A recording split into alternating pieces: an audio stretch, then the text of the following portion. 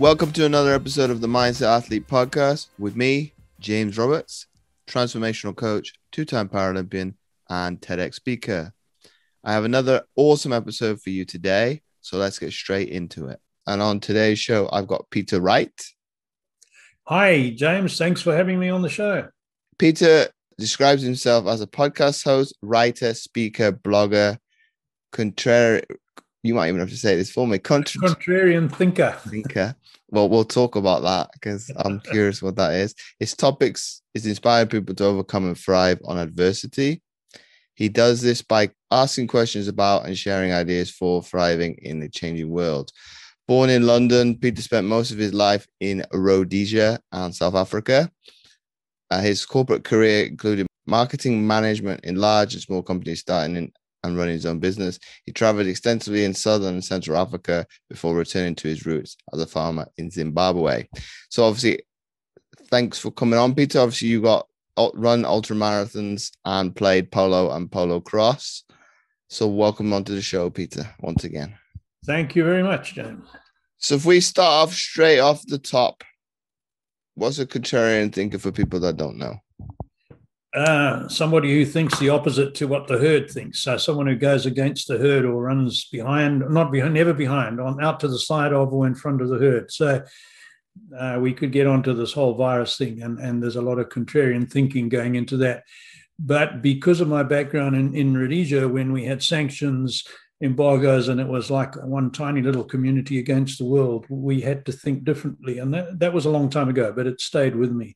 And, my dad was a really curious guy as well. And he always said, check the facts. Don't assume everything you read or everything you're told is correct. He says, because I can guarantee 90% of it is probably maybe not complete. I don't know if I want to swear on here, complete bull dust, but you can do. I just put it as explicit. That's it. It'll never get worse than that. Don't worry. I'm a little careful because I speak to a lot of old ladies in my life as well. So have to behave, But anyway, he always said, and he worked for the British government for many years, and he said, never believe everything that you're told, especially by government, because probably a lot of it is perhaps not entirely untrue, but it's manipulating the way you're thinking. So that stayed with me all my life.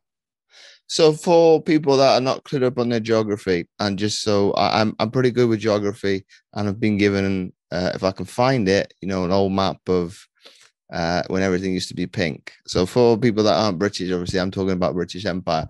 So for people that don't know what Rhodesia was, sure, what is it? What is modern day Rhodesia now?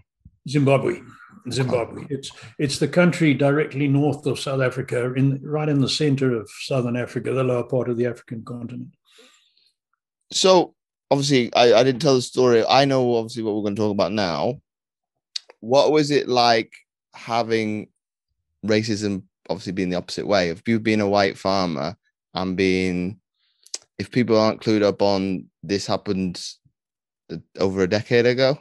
2 decades rightly. Started in 2000, the year 2000. Yeah, started in the year 2000. What was it like to be on the receiving end of kind of doing? It's pretty much your livelihood and pretty much what you're doing, to kind of be told by Mugabe, we're going to take your land from you and take everything that you own, and we want you gone. It was not a nice experience. It started, a lot of people, when I tell them my story, they said, well, why did you wait so long? How could you live knowing that was coming? So there's two aspects to that. The one is, I believe one must always remain positive and never give up. That's point number one. And secondly, just as we're seeing with the oppression and persecution that's coming with this virus story, bad things start incrementally, right?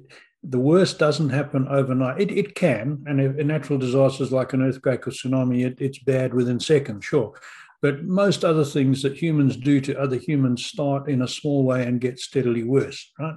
So our farm takeover started in the northwest of the country, and our farmers' union said, it's all political. Unfortunately, there's going to be a few casualties, but they can't afford to take the farms. And logically, that was correct. The country could not survive without the farms. Agriculture was the biggest foreign exchange earner, biggest employer, biggest everything. So a lot of people assumed, wow, yeah, they're right. A few guys are going to lose their farms, but it'll settle down and we'll all be right. And right at the start, I said, no ways. If you don't stand up to evil when it starts, it's going to overtake you. Look at the Second World War, the extermination of 6 million Jews. Look at Cambodia. Look at all the bad places in the world, communist China. It doesn't stop. If they get their way, they will just keep pushing. So it spread over the course of nearly 3 years. And eventually we were the second last farm in a district that had 43 farms still operating. And I refused to go, and we were subject to really bad intimidation. And then the police got me and put me in the police cells and said, we'll only let you out when you agree not to go back to your farm. So that was the culmination of that whole 3-year saga, But we just held out. We thought it was the right thing to do. And obviously that's not talked about 20 years later, and ultimately it's pretty much decimated the country now, because that decision is bankrupt the country. Absolutely.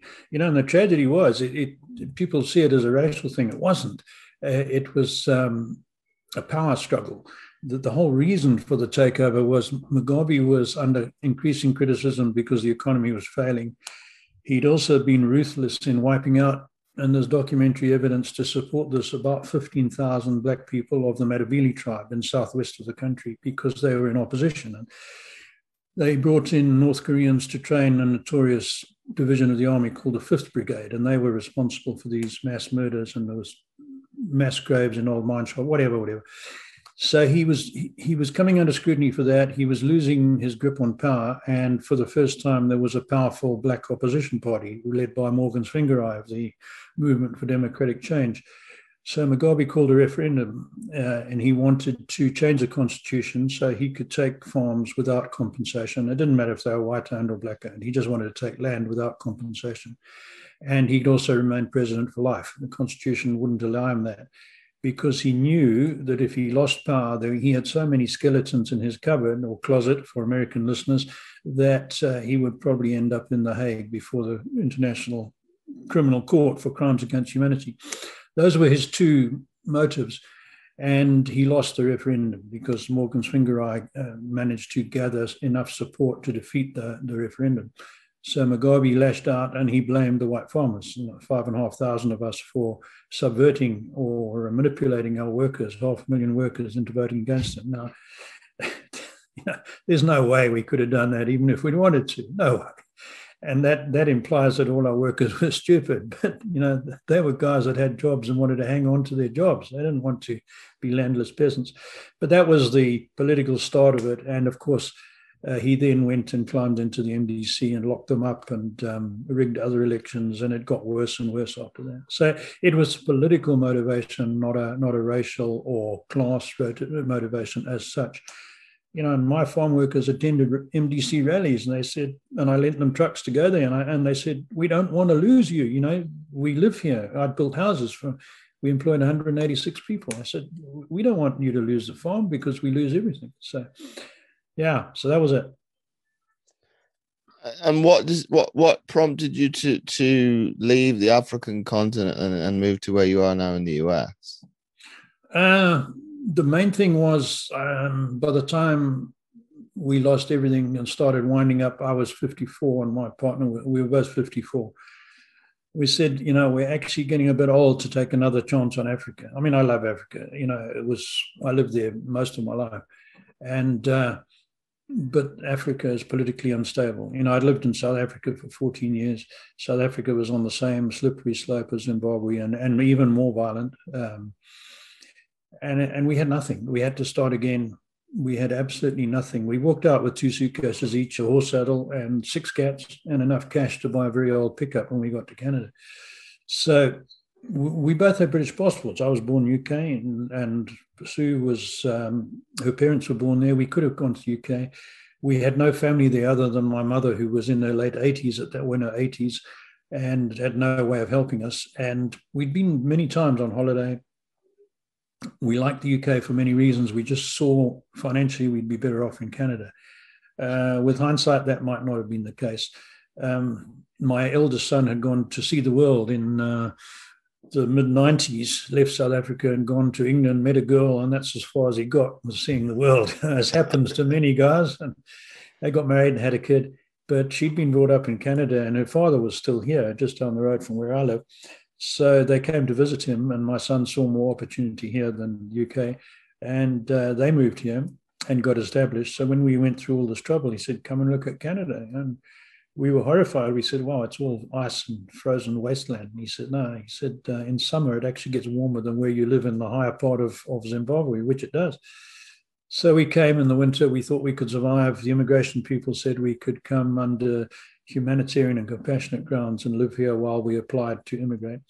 We wanted to go to Australia, but they said at your age, and you're not a nuclear scientist or anything else, we won't put up $500,000 bond and you can come tomorrow. You know, and if you're self-supporting in 5 years, you can get your $500,000 back each. That was each. Oof. We got nothing, 2 suitcases. So that was our, we would have liked to have gone to the southern states for the climate, Texas or Florida. But to get into the America without context and without money is really difficult. There's no way we were going to go illegally. So Canada seemed the best choice, and that's why we came here. Sorry, that was a long answer to your question, but that's the background. And I think I read your backstory. You're obviously very, very into the horses, so it makes sense to be in some parts of Canada because it's lots of land and what's one? I think one of the stadiums in it's Calgary is called the Saddle Dome. Yeah. We didn't go that. My son was in Ontario, which has about 45% of the Canadian population in this province of Ontario, and a lot of the economic activity. And we came here. There's a lot of agriculture here, but it's so different to Africa. The farms here are 50 or 100 acres, right? But economics mean that a family can't survive on a 100-acre farm. I think UK is similar. So we have big farmers who farm 2,000 or 3,000 acres of crops, but mostly on rented land. They own a fair number of farms, and they're all over the place. So you have this huge farming equipment driving all over the little roads. Whereas in Africa, we had farms of several thousand acres, and the roads were our own roads on our farm. So strange enough, where I live in Ontario, there are fewer open spaces than in many parts of England. I mentioned before we started the show that my brother lives in Kettering, and driving from Northampton to Kettering, I know there's a couple of 2,000-acre farms that you drive past where you don't see a building. Here, I can't. When I look out of my house, I certain ways I can see 4 other farmhouses, right? And out west, it's quite different. So we did get horses when we came here. We kept horses for about 12 years, but we got fed up. We were spoilt in Africa. We had an 8-kilometre and a 7-kilometre ride around our own farm where we didn't have to go near a road, and we could have good gallops and train our horses. Here, you have a 6-week window in the spring before they plant the crops, and a 6-week, if you're lucky, window in the autumn when the crops come off before it gets too cold and snowy. Snow's not a problem. It's the ice under the snow that makes it dangerous. And because land is so expensive here, they plant right to the boundaries. So right to the road, right to the fence, right to the bush, whatever. So riding other than on the road is difficult, or you've got to put your horses in a trailer and go off to a conservation area where you can ride. But you'll probably find a couple of hundred other people riding at the same time. So, as I say, a few years ago, we said, we're getting old, horses are getting old, we're not enjoying this one little bit, let's find them good homes, and we got out of horses. Very sad, but we did. And obviously, I mentioned in the introduction that you did partake in ultramarathons, polo. Mm-hmm. What is polo cross? Polo cross was started in England it was used as a game for mounted units in the army.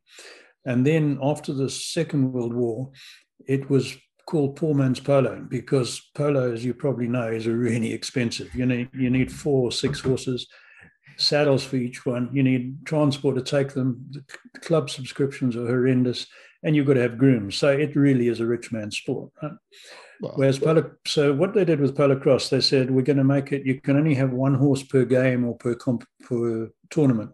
You can't change. If your horse is unable to continue, your reserve comes in on a different horse, right? So you can't change during the chukkers like horses. The chukkers are shorter. The field is much smaller. It's a quarter the size of a polo field. and you use a stick like a lacrosse net. You pick the ball up rather than hit it. And so your overall speeds in polo cross are much slower. You don't have long gallops like you do in polo, but your speed of motion and turning and that is quicker than polo. So the action is quicker than polo, and it's a very good game. You have 3 people in a section. At polo, you have 4. You have 2 sections, so you alternate, 1 chukka on, 1 chukka off. You play normally for 6 minutes, on, 6 off, and you play either 3 or 4 chukkas each. And then the idea is you throw your ball through the goals. You don't hit it through, you throw it through. And you have a defender, an offensive player, and a midfield player. And in the goal scoring area, you can only have your 1 defensive and 1 offensive player. So it's 1-on-1, but it's a lot of teamwork of passing, and your horses need to be more skilled than polo, and they need to turn quickly and push other horses. It's a good game. So probably more like it's aquatic equivalent of water polo. Yeah, similar. Yeah. But I think most people probably seen polo because of when you see it in the news on the BBC, it's obviously Prince Charles. So it'll be the royalty and obviously the elite status of the population playing it. Yeah. So I played polo just for a little bit because when the trouble started, a lot of our clubs got taken over. They were on farms, right? So our polo cross clubs got taken over by the government by putting landless peasants on there, and poor people couldn't survive except by stealing, and it was horrendous. So we lost out our clubs to play, but my neighbor played polo, and the polo clubs were generally, there was only 3 or 4 in the whole country in the big cities, but he had a field on his farm. And he said, he says, we always practice on a Sunday or whatever. Why don't you come over with your polo cross horses and give it a go? I said, yeah, sure. So we did. And I think I had 4 good polo cross ponies at the time. And Sue had a couple. And when they got on this big field, it's 1/4 mile long compared to a polo field, they thought they were on the racetrack. And all our horses, our horses are thoroughbreds, they're ex-race horses. I think 3 of my 4 had been on the track. 1 had won a race even. So they just went berserk. And I mean, the one time I was almost through a fence at the end of the field, through his staff village, road and back, and then the game was still going on. So it was great fun. We only did that for, I don't know, a few months. And then I had my worst ever horse accident playing polo, in fact. I was reaching back for the ball. And in polo, unlike polo cross, you have a strap around the mallet. So you strap it to your wrist. And I was reaching back to hook a ball and turning, and my horse slipped and went down with my hand behind his backside and bent back, couldn't let go of the stick. And at the same time, he fell on my foot. I couldn't get my foot out of the stirrup in time. The stirrup twisted and broke 3 bones in my foot. And I broke the head of my radius and smashed my wrist up and my arm, my hand. So it was a bit of a mess. So that was my last serious accident. Yeah. And I didn't play polo anymore after that either. Well, things changed. And it was soon after that we left the farm. So, yeah. Well, I think it's pretty, you just describing it is pretty horrific to imagine.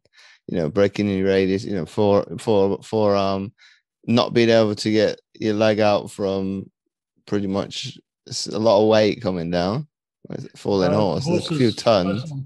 Close on 500 kilos of horse on top of you. You feel it. So what has your experience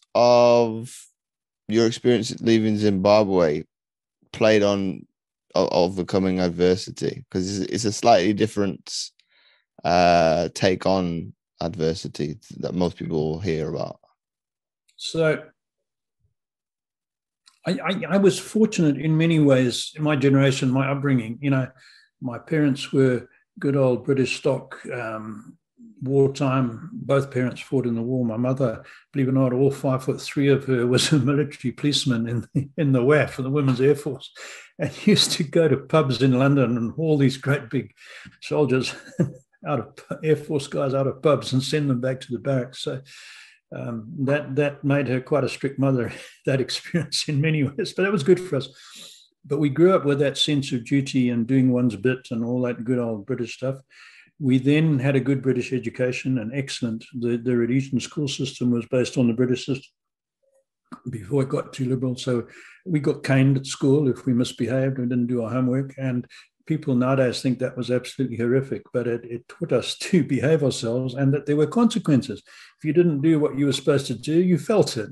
So, I mean, we could get expelled from high school from smoking, even if you were caught smoking out of school uniform in the village or in the city, and one of your teachers caught you, that was grounds for expulsion. It was that strict. Wow. Now, a generation later in South Africa, my two boys went to schools where corporate punishment was still in, and they both got caned a few times. And they said, Dad, you know, we actually enjoyed that because, like you, it taught us consequences. And they said, and your punishment is over and done with. There's no calling the police. There's no bad record. You know, it's 4 cuts or 6 cuts. Yeah, it hurts like hell, but that's it, done. And you don't do that misdemeanor again. So they were very happy with it. So that was it. Then, of course, 15 years of sanctions in Rhodesia when you couldn't get any luxuries whatsoever. You know, you had a couple of brands of cigarettes. You had one brand of washing powder, one brand of toilet paper. Half the time you couldn't get petrol or gas for North America. We had coupons to get petrol. Couldn't get presents for your kids at Christmas. It was tough, but we got the basics. So that was a good experience of learning to survive with what you needed, not what you wanted, right? You had to put your name on a waiting list to buy a new car, and you had a choice of a small Renault, a medium-sized Peugeot, or a medium-sized Renault, and 2 Japanese pickups, a Nissan, and I think a Mazda pickup. That was it. That was the only cars that were coming in, and you put your name down and you waited. So you looked after your cars, and B, you fixed them when they went wrong, right? Because you couldn't buy another one. So that was a really good experience of doing without and making do. And then tough times in the military when you're 5-6 days in the bush in 40-degree temperatures, not enough water to drink, walking miles, risking getting shot at, risking having to shoot someone. That again toughens you up a little bit, and then perhaps the most humbling experience was the 3 days and nights I spent in the police cell in the village of Marandera when they forced me off. That's the only way they could get me off my farm. It was about 12 foot by 12 foot with an open pit toilet in one corner, and the smell was absolutely horrendous. And at one point there were 27 of us in that little cell. We could not all lie down. Most of us had to sit with our knees up around our chins so that a few other guys could lie down, took it in turns. And I was the only white guy. So for people who don't know Africa, or people who do, they would think, well, that must be awful, must be a death sentence. It wasn't. It was absolutely an amazing experience because most of these guys were either political prisoners or the whole law and order system by this time was totally corrupt. So if the government couldn't afford to pay the police their salaries. Often they were 6 months behind. So police have got families to feed. They've got to eat. So they would arrest a guy on suspicion of something, put him in the cell, put the word out to his family, say, well, his fine is going to be $1,000, but if you come with 200, we can do a deal and we'll let him go. So that was happening all the time, right? Some of these guys were getting taken off and beaten on the soles of their feet so they couldn't walk, to intimidate them and get them to confess to things they hadn't done. So many of them were in a worse situation than me. And as new ones came in, they would come to me and say, you know, you're a white guy, you're educated, you're rich. What do we do? Can you help us? And I said, I'm actually in more trouble than you. You know, they want to send me to the bush, to a remand prison because I wouldn't get off my farm. So it was, and the best part of that was, well, perhaps not the best part. We weren't allowed, our families were allowed to bring us food, but they couldn't come in and they couldn't give us a container because just a couple of weeks before, a senior opposition politician had died in the main prison in Harare in Chikurubi, and he'd been poisoned. And we knew that the government had done it. But the government said, no, it was one of his supporters who didn't like him and they brought poisoned food and this. So now to save face, they said any family bringing food to a prisoner had to taste it first and could only feed a spoonful at a time. So Sue would stand outside a chain link fence in the yard. We were let out into a yard to eat our food. And these poor black guys would sit down with a bowl of what's called kapenta. It's a little fish like a sardine, comes dried. So they put in water to soften it and a bowl of maize meal porridge. Stiff and cold, no relish to go with it. And they would be sitting there and they were so hungry, they were eating this like dogs. Terrible to see. So Sue would bring me food. And after the first meal, I said, look, just cook 3 times what you would normally cook. Bring as much food as you can for these guys. So she would pass a spoonful of food through this fence, and I would eat a spoonful and give her the spoon back. And that's how we would go. And as soon as I'd had enough, I'd say to these guys, right, bring your plates. And they would all bring their plates or their hands, and Sue would dump food for them. And I smoked. Everyone smoked at the time. So my son and my stepson would bring many packets of cigarettes, and we weren't allowed to smoke in the cells, but we did on principle. And they would give me cigarettes, and I'd hide them in my coat. So we weren't allowed shirts. You were allowed one article of upper body clothing, a shirt or a jacket. And I'd had a light jacket, but it had many pockets in it. So I used that, hid cigarettes in it, and took the matches out of the box and tore the strip off the side of the box so it wouldn't make a noise. All these little things. So I'd say to these black guys, go and see my boys get a cigarette. And they would all go and they get their cigarettes. And I think on the second night I was there at 1 o'clock in the morning, the guy comes crawling across everyone else and taps me. He says, sir, here's a cigarette. I said, no, I told you to get that for yourself. That's yours. No, he said, I got 2. Thank you. I got 1 for me, and here's another 1 for you. And I thought, shit, here's a guy that probably will never live in a house with running water, certainly will never own a car or a TV. Lucky if he has a bicycle and a transistor radio. He's got no job, no income. So to his mind, I'm richer than anything he can dream of, and he's helping me with a cigarette. I thought, wow, there's a lesson for life. So I've been, sorry, that was a long-winded answer, but put all that together, and that's how I've been able to overcome adversity. It's harrowing to hear that. That's in the 21st century that you're talking about this. Yeah, but it's still going on, James. I traveled extensively in Africa. I haven't been back to Africa for 17 years. When I was traveling in Zaire, which is now Congo, Rwanda, Burundi, Angola, Zambia, Mozambique, all those countries, I'm telling you, it still goes on. It still goes on, right? It's horrendous what is happening, and probably in other parts of the world too. But of the 180 people I employed, I doubt if any of them worked again. Right? We know a number of them have died from malnutrition. AIDS was bad, but if you can eat well, most people can survive AIDS. But there's virtually no jobs left. Right? Unemployment something like 90%. So we haven't heard from any of them. We did hear from one of our house girls for a while later, but she had a son who had quite a good job, and I don't know if he still has, but I know most of those people are dead. Right? And they lost their houses. We built a lot of houses on our farm for workers. When they were kicked off the farm, they lost their houses. They went back to their tribal areas, which were overcrowded and no way of making money. So it's sad. But the police brutality, I know, I've seen it all over Africa. It's just terrible. But what do you think is? So we'll have a very deep conversation about this, and obviously I can learn a little bit, which is good. What obviously with Black Lives Matter is talking about obviously slavery. We're talking about former British colonies, but what you're talking about in the 21st century is black corruption. It is ultimately it's power grabbing. It's literally every man for themselves. So that doesn't really associate to, okay, it's lessons to be learned from 200, 300, 400 years ago. But the point that I'm making of is capitalism affects everybody. It is not a case of, okay, the white man is at fault for creating this system. No, I don't think the white man's at fault. I don't think the black man's at fault. My philosophy, for what it's worth, is that it's taken the Western European, let's just talk about Western European, which and that's the way you live and the way I live.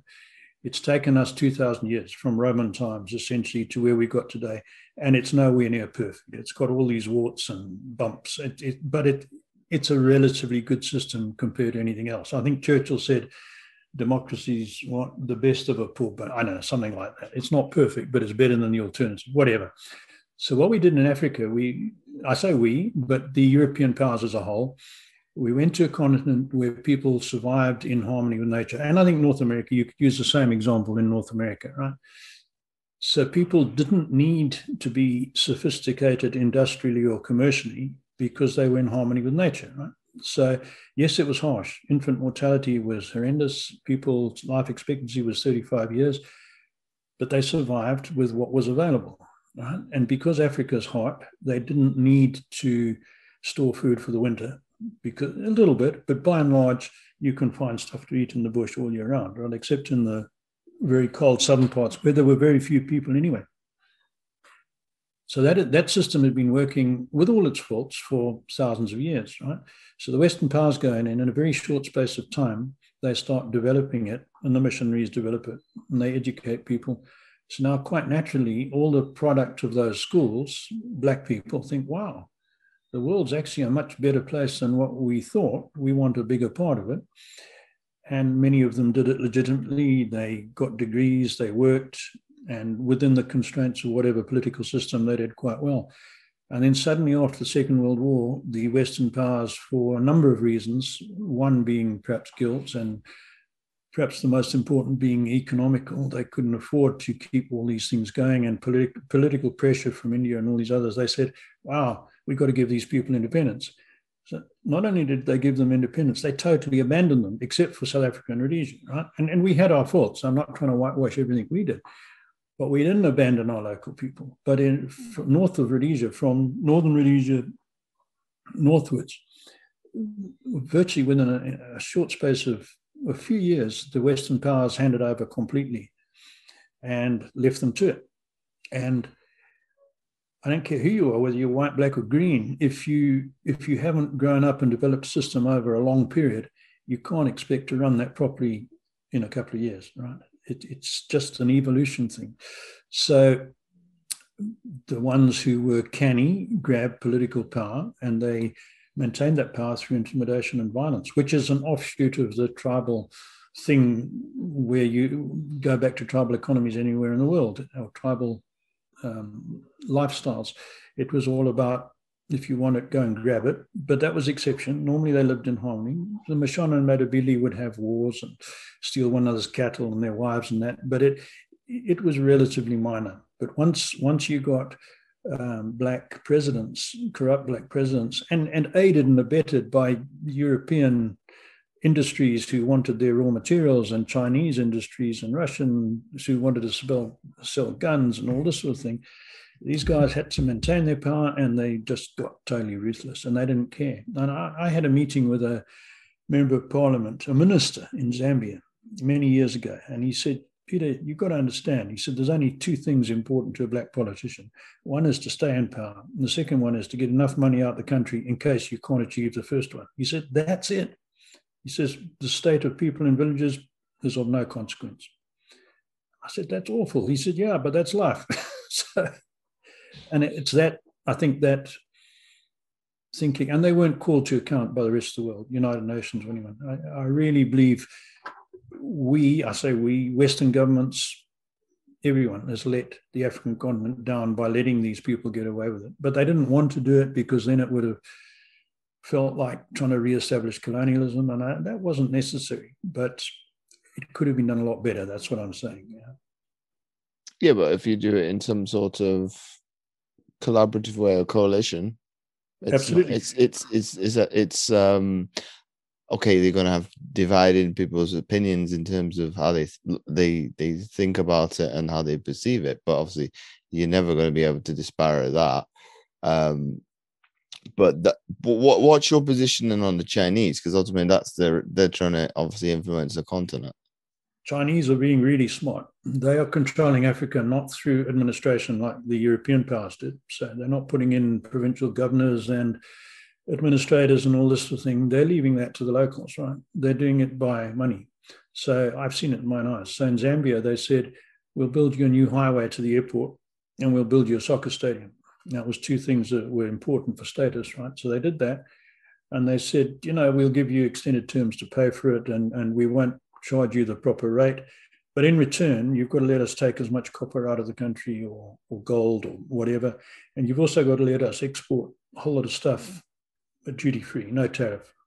So the first thing that happened was they started sending shiploads of these cheap plastic sandals, flip-flops, to Zambia. But prior to that, there'd been a whole string of little family businesses, even down to families in their backyard, punching out rubber pads and putting the straps in, little businesses making flip-flops and selling them to survive.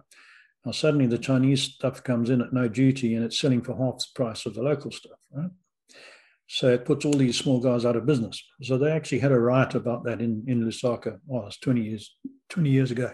And they killed a Chinese overseer or something. That's what the Chinese are doing. They're controlling the economy by taking stuff out without paying enough for it and bringing stuff in without paying duty on it. And they're doing the carrot, if you like, is building stuff, highways, hospitals, and a lot of them are not really built to a good standard either. So they're getting the countries in debt and then saying this is how you get out of it. So and it's under the radar for the rest of the world. Right? It's not like coming in with flags flying like the British or the French did and convoys of governors and they're not interested in that. They just want to control, and they're exporting Chinese to Africa. We believe, I don't know, there was a story going around, they were trying to send 100 million Chinese men to Africa because there's not enough women in China for these men to marry, right? So they're causing trouble and they're getting disenchanted. So their solution is to send them to Africa to run Chinese businesses and marry black women, African women, and that gets them out of the way of China. Whether that's true or not, I don't know. But the rest of it, you can see it happening, the whole link. Some of our best farms in Zimbabwe have been given to Chinese, right? Some of the top dairy farms given to Chinese to run. So because they are helping the Zimbabwe government with all sorts of other things. So they're smart. And I believe it's really dangerous for Africa that they're exchanging one lot of oppressors and corrupt local politicians for external control. Well, I think it's a good talking point, Peter, because obviously, well, I'll see, I'm very well versed in terms of like geography and travel thing, and one YouTuber was traveling from, what was it, Kenya, Mombasa to Nairobi, and he was saying the Chinese had obviously rebuilt the railway, like just like you talk, and Kenya's not poor relative to some of these countries, and they'd had a Chinese statue built inside this station, and the Kenyans were not pleased about it. Yeah. You know, and I don't for a minute think there's anything wrong with the African people. And the example I use, there's a really good book called Guns, Something and Steel. Can't think of the author. And he says, why did comparatively few Europeans build a British Empire, take over control, millions and millions of people? And he said, guns was a big one. He said his opinion, the biggest handicap to Africans was the tribal system. And what keeps Africans down is that as soon as one becomes successful, he is obliged by his culture to support his extended family. And that's a huge drag, whereas Europeans are not faced with that problem, right? So he says, if you want proof of that, look at how successful Africans are when they get out of Africa. And the example I know is that in your country, in the UK, many nurses and many doctors now are either black South Africans or black Zimbabweans, right? And they fit into the British system very quickly, and they save their money and they look after themselves and they do well. And they send a little bit of money back to Africa to support the family, but nowhere near what they would have to hand over if they were doing that in Africa, right? So they're released from that burden of family commitment and they can succeed. And that's the same in the States. One of the quickest developing communities in the States is Nigerians, and some are in crime, but a lot are not. And there's another, I can't remember which country they're from, but it's another, and they're removed from their constraints of their homeland, and they have the opportunities of the first world, sure, but they end up doing better than the people who've grown up in the first world, right? So That's an interesting one to me. So the question in my mind is how could things be changed so those people could use that expertise and skills back in Africa for the benefit of Africa as a whole? And I don't know the answer to that. Well, that's always the argument, isn't it, in terms of like foreign aid? As if people didn't migrate to the first world as we want, or first world problems, and into the first world from their relatively poorer nations, and they actually stayed and actually invested in that infrastructure, would they be better? Would that country be in a better position? Obviously, that's an argument that's obviously going to keep going for decades and decades, because it's not an easy solution, because what you mentioned before, of they're better off if they move away and send a little bit back to their families, because that little bit obviously is still quite a lot in their homeland. And obviously, well, you may not see it that much in North America. In Britain, obviously, they like to make it with advertisement towards give money to this, give money to that. It's like, well, that's another problem in terms of like corruption as well. But because if you pay the CEO less money, you can put more money towards whatever charity that may be, and there's hundreds. But in terms of, the old saying goes, charity starts at home. Mm-hmm. You need to look after, and pretty much the pandemic has proven that, because the only person that has made any qualms about that is the World Health Organization. You bigger nations need to look after, we use the African continent as an example, as we need to look after the poorer nations. A developing nation is not going to do that first. They're going to look after their population first, so they don't get any backlash. Yeah, that's right. And we saw in our problems in Zimbabwe, and I don't mind saying who it was. I've forgotten who it was now. It doesn't matter.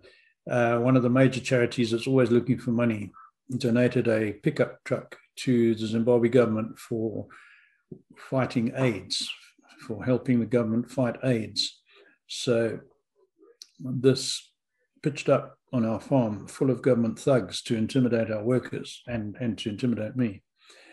So we took a photograph of it, a license plate, number plate, and we sent it off, and they said, well, it's not our problem.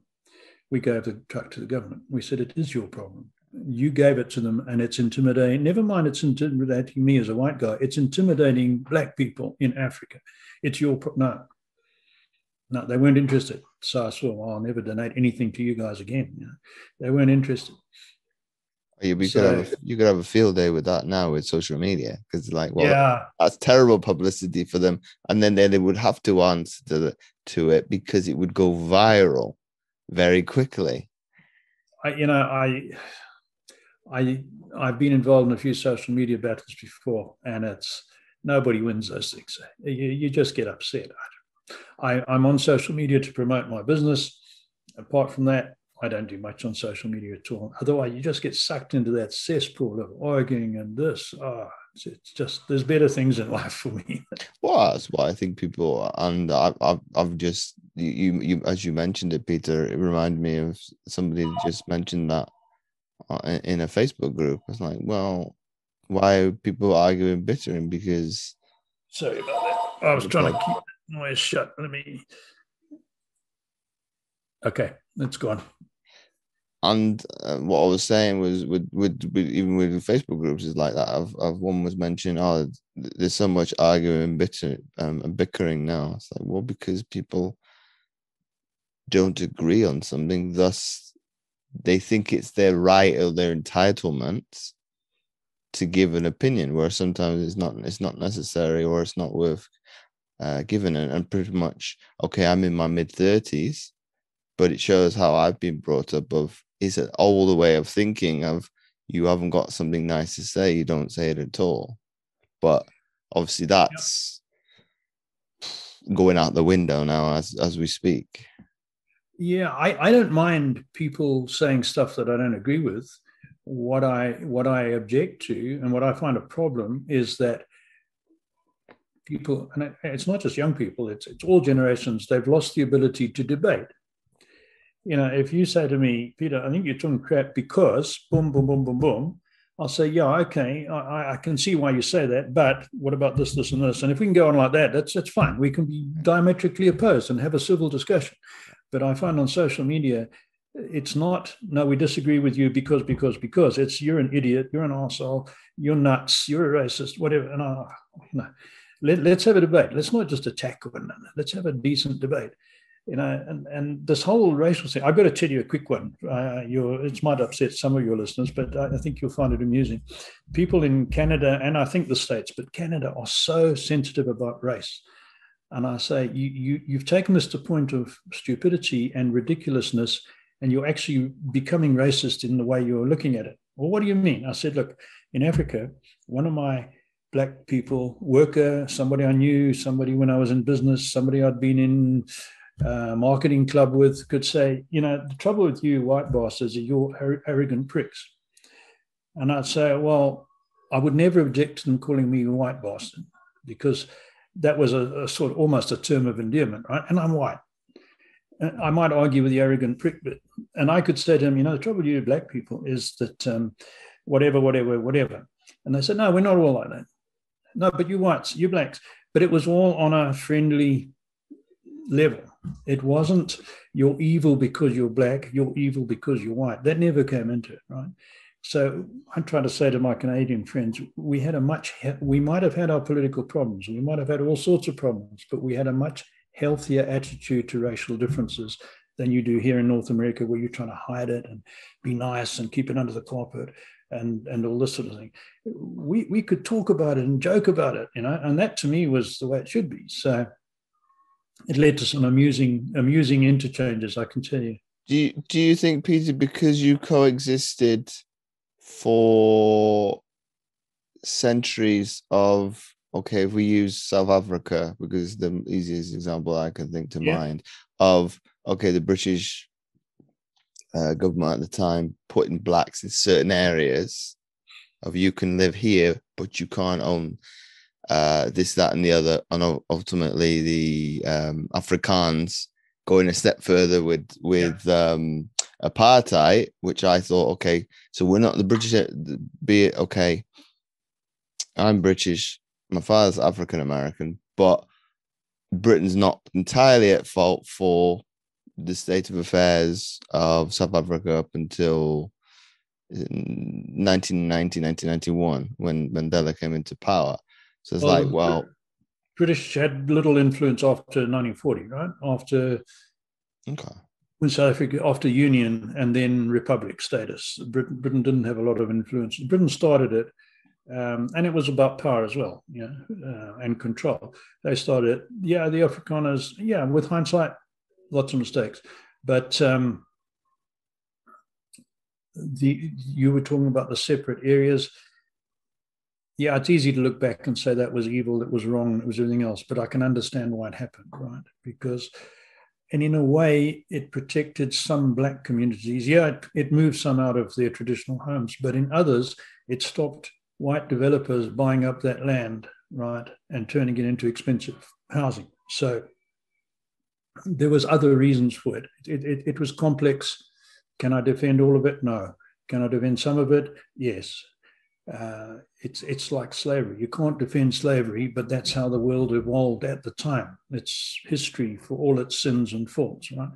I can't defend the tribal wars in Africa, but that was what happened at that point in history. So I don't think there's easy answers to it.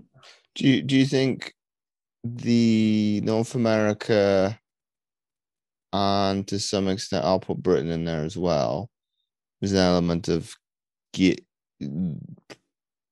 guilt in the proportion of the white community, of no fault of their own, and that's my opinion, because it's something that happened 400 years ago. Okay, you might have an ancestry that they decided to go into slavery. Ultimately, I don't condone it either, because ultimately having a person as a commodity is pretty barbaric. But if you look into history, it happened on the African continent as well. Yes. Yeah, and I read one report the other day that said for most of history there were more white slaves and brown slaves than there were black slaves. Now, whether that's right or not, I don't know. But the point is, it was much wider spread than the people who are making other people feel guilty about it now will acknowledge. So yes, I think there is guilt, and I think a lot of it is misplaced and being stirred up for political reasons. And I think that's sad. I think that's really sad.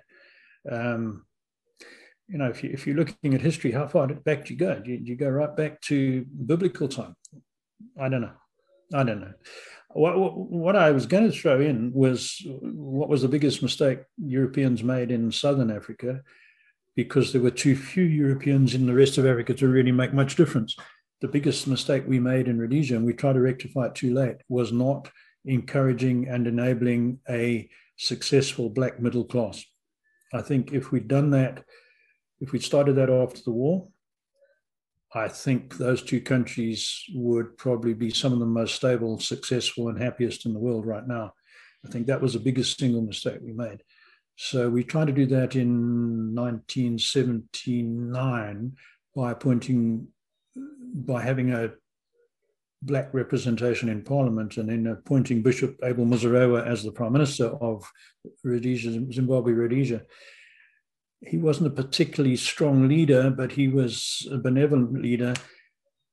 But because he wasn't promoting violence, he was not acceptable to the rest of the world, right? United Nations or anywhere else. They said, no, it's got to be Nkama and Mugabe.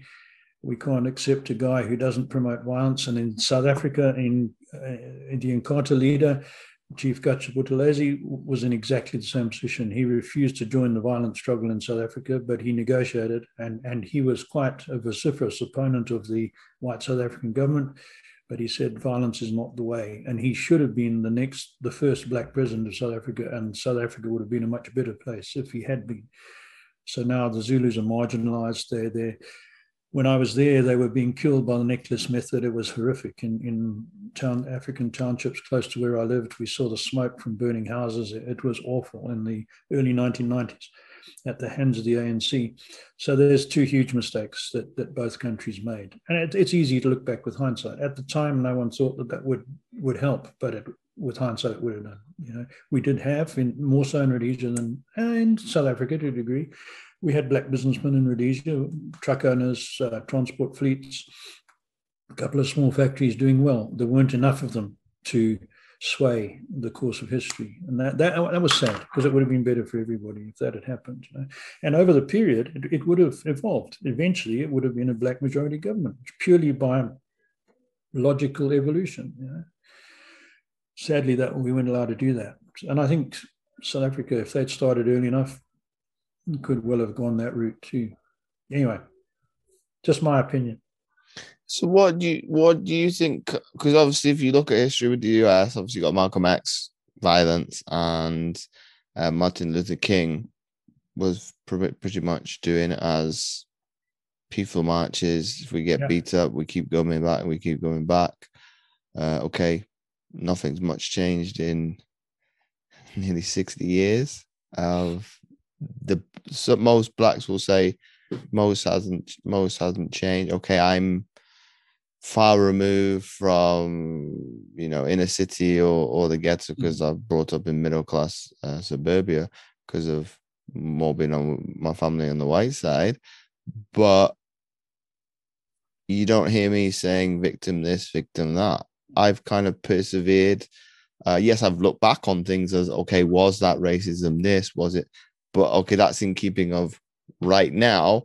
And I'm kind of putting an event under the microscope with the intent of us living in 2020, 2021, and things happening in the early 2000s, maybe late 90s as well. Nobody, it was probably, if it was racist, it was hidden. But lots of things, as you look at it as, if I use being, how would I describe it? Being told I would amount to nothing by a PE teacher. The people that he obviously marginalized were of color.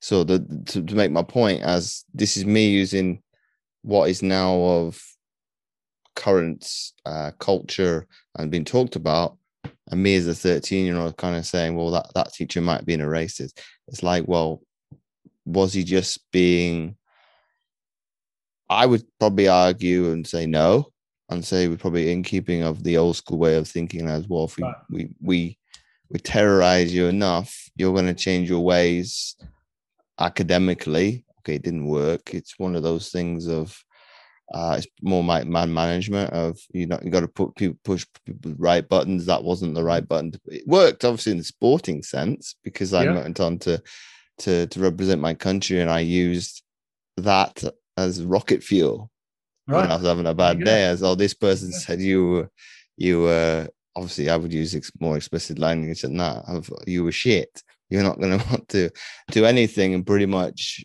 anybody being anybody, you use that kind of negative energy, you're gonna get a response, no matter what it's to. And what was I watching the other day of?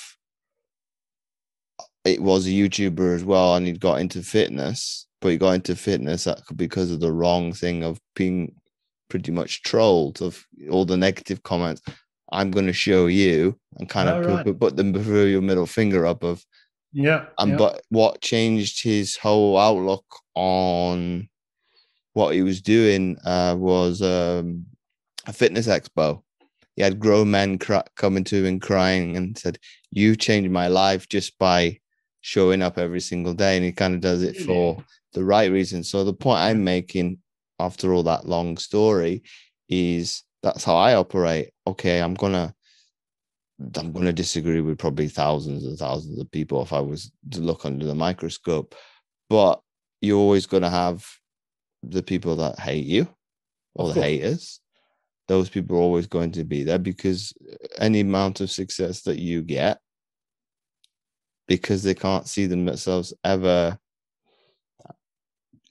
emulating it or getting it for themselves, oh, we must keep you down. So that's where a lot of anger, resentment comes from, because it's like, well, I can't do it, so I don't want you to achieve. I want you to stay in the same level as me. But obviously, on the other side of that, there's people that are going to be testament to that, be it, I don't know, praise, saying you're motivational, very inspirational, etc., and it gives them the impetus to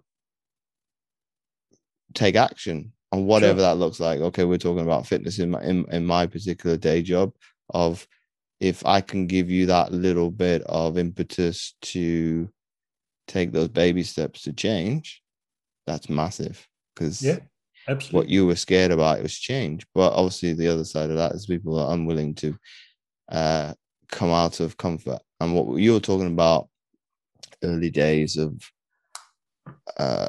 living in Zimbabwe, I was only a teenager when this was happening. So it was like, well, how can this be happening or be allowed to happen by the UN? Because technically, if you'd have been anything but white, they probably would have stepped in. Different story. Yeah, for sure. We knew that. Yeah. Again, it's, as much as I dislike the fact that none of the outside and Britain was responsible for the mess we're in, what really hurts is that both my parents fought for the Allied cause during the war, as did most Rhodesian men of that age, and many died, right? And the same in Canada here. And yet, by the 60s, Britain, and we had 380,000 whites in, not all English, but mainly English, few from the continent, but mainly English. And Britain was quite happy to just, wash their hands and abandon us. So that hurt, for appeasement, really. Keep the rest of Africa and the UN happy. So we didn't expect any. When things got worse, we didn't really expect support. But on a humanitarian side, we thought, surely when farmers are being murdered and farm workers are being murdered, surely the British will step in. No, the best they did was to say, we'll send some planes if things get really bad to evacuate women and children. Yes, big deal. Well, that's probably because it became, well, what was once a superpower is Tyler to Ireland now. Yeah, sure. But the UN. You brought up the UN. If the UN was doing the job it was supposed to, should have stepped in. But unfortunately, not. But I'm not. It was disappointing, but I'm not letting it ruin my life. It's part of history. There's more important things for me to be concerned with. Yeah. So my penultimate question to you, Peter. Yeah. And I asked this of every guest. What athlete would you like to sit down with, dead or alive? And what's the reason? For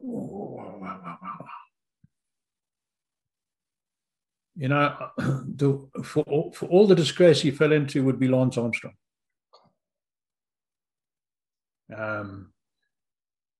Yeah, he admitted to taking drugs, and that might have given him those few seconds or minutes to keep on winning. But he had a grit and determination and perseverance that few exhibit. Just leave the super performance out of it, but just look at the commitment and the pure grit. And I don't see that in many others. Well, I think the last documentary you did that's amazing because the perspective because I'm in the same. I was probably before I'd watched it. I was in the same camp of everybody. He's a cheat and he's a liar. But when he kind of give you, I did it because of. You're raising a very good argument here that I can't. I've got to listen to the rest of it now because, and I won't get it away because it's a good documentary. But it gave it a different take on why he did it, and ultimately the determination and drivenness that you talk about in the early days is Europe saw the American rider as a joke. Yeah, I haven't watched documentary, and I was one of the last to believe that he had cheated. I kept defending him all along. But that being said, that grit that he put into that pure determination and commitment, that's rare in today. I don't know a lot of top level sports people, and I don't follow many. So, but that's over a number of years that stood out to me. And then, I've forgotten his name. In that same category, I put Bruce Fordyce, who ran Comrades Marathon on the picture on my wall there. I did 4. He won that 9 years in succession, right? And then he missed a year and came back and run it. I think he won it the 10th time. And I know I've done that race. That's 85 kilometers and up and downhill. That is tough. And this guy did it, won for 9 years. It's in the same category as Lance Armstrong. And as far as I know, he didn't take any drugs. And my last question before we wrap up the episode, if you had to summarize what we've been speaking about today into one sentence for people to take away, what would that be? My slogan that I have on my letterhead and under my signature, it's not what happens to you in life, it's what you do about it that counts. And I really believe that. So once again, Peter, thanks again for coming on the Mindset Athlete podcast. Thank you, James. It was a great pleasure to meet you and to talk to you, and thank you. My pleasure. Thanks again for tuning in, and I hope you enjoyed this episode and got loads from it. Anything that was included and discussed will be available in the show notes below. And I would love to hear from you. Come and connect and ask your questions. I've been James Roberts from jamesowenroberts.com. Remember this quote by Chris Harth. An athlete is a mindset. It's how you prepare, think, and execute, not by some elite status or physical stature. Anybody can be an athlete.